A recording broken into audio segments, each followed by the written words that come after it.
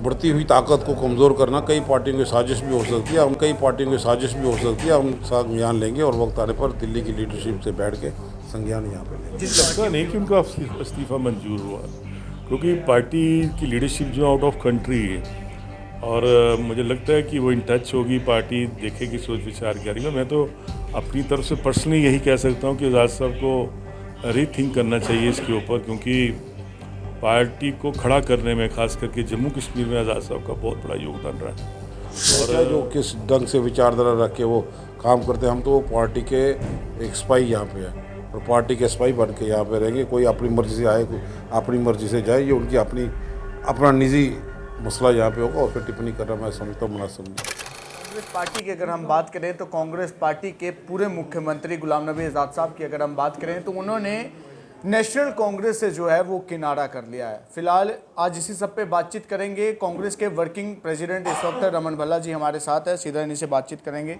भल्ला साहब, अगर हम बात करें तो गुलाम नबी आज़ाद साहब जो है वो पहले से ही जो है वो कांग्रेस से कहीं ना कहीं खफा नज़र आ रहे थे, लेकिन अभी फिलहाल जिस प्रकार से उन्होंने ये प्रस्ताव रखा है कि वो इस्तीफे की मांग कर रहे हैं, क्या लगता है आपको कि उनका जो इस्तीफा है वो मंजूर कर लिया जाए? निजी मसला ये दिल्ली लीडरशिप संज्ञान लेगी, क्या फैसला करती है वो उन पर डिपेंड यहाँ पे करता है। जी, लेकिन अभी गुलाम नबी आज़ाद साहब जी के साथ अगर हम बात करें, और भी बहुत से ऐसे लीडर्स हैं, वरिष्ठ नेता हैं कांग्रेस के, जो कहीं ना कहीं कांग्रेस से किनारा करते हुए नज़र आ रहे हैं। अगर हम बात करें एक्स मिनिस्टर जुगल किशोर शर्मा जी की, वो भी कहीं ना कहीं इस्तीफा देते हुए नज़र आ रहे हैं। क्या लगता है अगर कांग्रेस के लीडर इसी प्रकार से कांग्रेस को छोड़ते चले जाएंगे? अपनी सोच है जो किस ढंग से विचारधारा रख के वो काम करते हैं, हम तो पार्टी के एक स्पाई यहाँ पे है और पार्टी के स्पाई बन के यहाँ पे रहेंगे। कोई अपनी मर्जी से आए, कोई अपनी मर्जी से जाए, ये उनकी अपना निजी मसला यहाँ पे होगा। और फिर टिप्पणी करना मैं समझता हूँ मुनासिब नहीं। क्या लगता है अगर उनका जो इस्तीफा है अगर वो मंजूर हो जाता है तो कांग्रेस पर कहीं ना कहीं कोई असर पड़ेगा उस चीज़? कांग्रेस का कोई नहीं, जब कांग्रेस दोबारा खड़ी हो जाएगी और आप लोग देखेंगे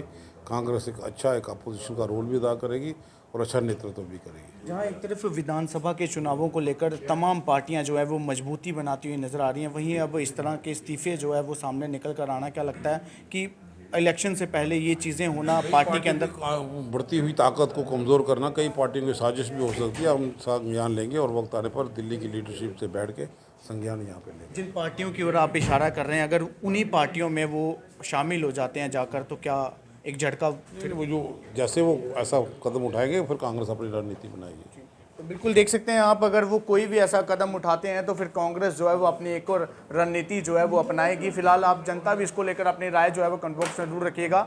और मैं बात करूं तो पूरे मुख्यमंत्री गुलाम नबी आज़ाद के इस्तीफे के बाद अब कांग्रेस के और भी वरिष्ठ बहुत से नेता जो हैं वो कांग्रेस से किनारा करते हुए नजर आ रहे हैं। इसी के साथ कांग्रेस के वरिष्ठ नेता योगेश सैनी जी हमारे साथ हैं, सीधा इन्हीं से बातचीत करेंगे। सैनी साहब, क्या कहेंगे जिस प्रकार से एक दिग्गज नेता थे, पूर्व मुख्यमंत्री रहे कांग्रेस की ओर से जम्मू कश्मीर के, अब ये इस्तीफे का प्रस्ताव जिस प्रकार से उन्होंने रखा है, अगर उनका वो इस्तीफा मंजूर हो जाता है तो क्या कांग्रेस पे कोई असर पड़ेगा? मुझे भी लगता नहीं कि उनका इस्तीफा मंजूर हुआ, क्योंकि पार्टी की लीडरशिप जो आउट ऑफ कंट्री है। और मुझे लगता है कि वो इन टच होगी, पार्टी देखेगी, सोच विचार करेगी। मैं तो अपनी तरफ से पर्सनली यही कह सकता हूँ कि आज़ाद साहब को रीथिंक करना चाहिए इसके ऊपर, क्योंकि पार्टी को खड़ा करने में खास करके जम्मू कश्मीर में आज़ाद साहब का बहुत बड़ा योगदान रहा है। और इमरजेंसी के बाद भी जिस तरीके से जब वो यूथ कांग्रेस के अध्यक्ष हिंदुस्तान के और इंदिरा जी के साथ और संजय जी के साथ इस पार्टी को खड़ा करने में, दोबारा सत्ता में लाने में उनका बहुत बड़ा योगदान रहा, उनके योगदान को भुलाया नहीं जा सकता। और मैं तो यही कहूँगा कि भी अगर कुछ गिले शिकवे हैं तो उनको दूर करना चाहिए इमीडिएटली पार्टी हाईकमांड को, और आज़ाद साहब को रीथिंक करना चाहिए। अभी अगर हम बात करें तो आज़ाद साहब के इस्तीफे के बाद एक और इस्तीफ़ा सामने निकल कर आया है, जो कि कांग्रेस के एक एक्स मिनिस्टर रह चुके हैं जुगल किशोर शर्मा जी की अगर हम बात करें, उन्होंने भी कहीं ना कहीं जो है वो किनारा करने का फैसला लिया है कांग्रेस से। क्या लगता है अगर इसी प्रकार से कांग्रेस से जो है वो लीडर बिखरते हुए नजर आएंगे तो आने वाले दिनों में अगर विधानसभा के चुनाव जम्मू कश्मीर में होते हैं तो क्या कांग्रेस एक मजबूती जो यहाँ पर बनाने की कोशिश कर रही थी वो मजबूती यहाँ पर बना पाएगी? अभी तो मैंने किसी के बारे में दूसरे का सुना नहीं, किसी नेता हमारे जम्मू कश्मीर के किसी एक्स मिनिस्टर ने रेजिग्नेशन दिया हो, तो अभी हम कह नहीं सकते। It is too early to say. अभी देखते हैं आगे क्या होता है।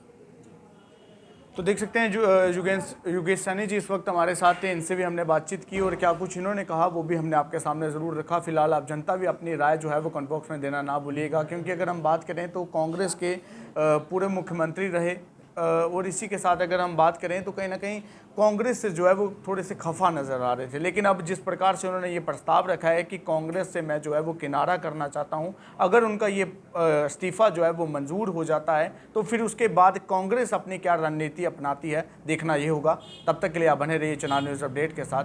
जय हिंद।